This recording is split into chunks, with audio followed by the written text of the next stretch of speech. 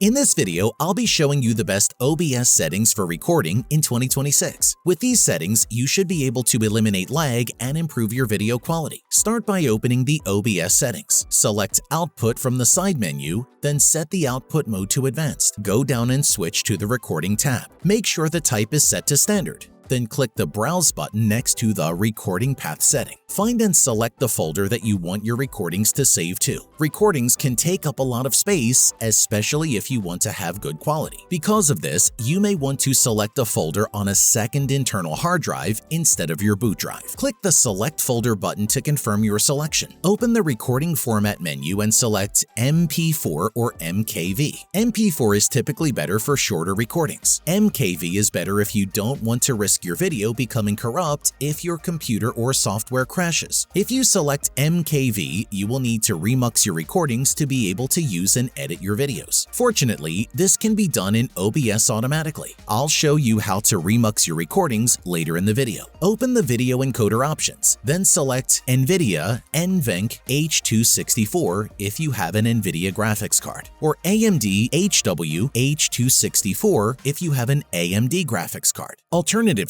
you can use the NVIDIA NVENC HEVC or AMD HW H265 option if available. These are H265 video encoders. The H265 options have better compression, meaning your video will have a smaller file size while maintaining the same quality. However, videos using the H265 encoder aren't as compatible. Often, the default Windows video players won't be able to natively play videos recorded with H265, and I have experienced some performance issues when editing H265 videos. Because of this, I recommend using H264 in most cases. If you don't have the NVIDIA or AMD encoder options, then select the standard X264 encoder. Next, set the audio encoder to FFmpeg AAC. Then select the audio tracks you want to use. This isn't the total amount of audio tracks, rather the exact tracks. If you want to have your microphone and gameplay on separate tracks, then enable track 1 and 2. You can include more tracks if needed. I'll be selecting track 1, 2, and 3 for a total of 3 tracks. Keep Rescale Output set to Disabled and the Custom Muxer settings blank. Then turn off Automatic File Splitting. Go down to the encoder settings, then set Rate Control to Constant QP or CQP. If you don't have Constant QP, then select Constant Bitrate or CBR. I'll be covering the settings for both options. Set the Constant QP or CQP level to 16 or 17, which will give good video quality and a decent file size. Anything lower than 16 isn't necessary. For 1440p or 4K recordings, use 19 or 20 to reduce the file size while keeping good video quality. With Constant QP, the lower the number, the better the video quality, but the larger the file size. If you have limited space for your videos, then you can increase it slightly. For CBR, set the bitrate to 20,000 for 1080p recordings, 35,000 for 1440p recordings, and 50,000 for 4K recordings. Set the keyframe interval to 2 seconds, then set preset to P6 slower, better quality. If your recordings are lagging, then use P4 medium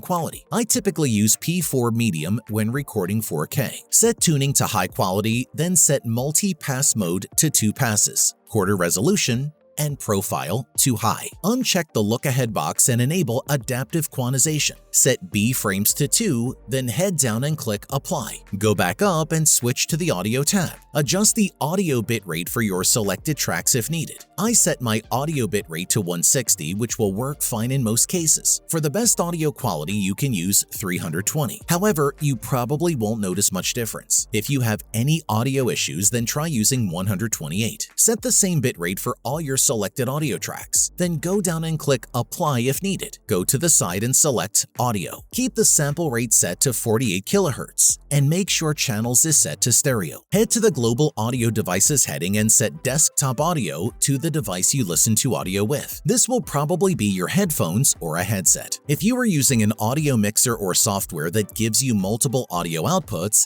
such as SteelSeries Sonar or Wavelink, then you'll want to select the output device you're using. It's possible that your headset or mixer software has a separate output for chat. If it does, then select the Desktop Audio 2 menu and choose your chat output. Also, make sure you are using this option for Discord or any other chat application. Expand the Mic Auxiliary Audio menu and select your microphone. If you have any other microphones, then make sure to add them, then go down and click Apply. Switch to the video settings using the side menu. Set the base canvas resolution to the resolution of your screen. This is the size of your OBS canvas preview, not your recording. If you don't know your screen's resolution, then create a display capture source or double-click on an existing one. Expand the display menu and find your monitor. The resolution of your screen will be displayed after the name. Typically, your monitor will be 1920 by 1080, but this isn't always the case. Set the output scaled resolution to the resolution you want to record in. Typically, this will be 1920 by 1080 for 1080p recordings. If your output resolution is lower than your base resolution, then you will have access to the downscale filter setting. Set it to Langsos,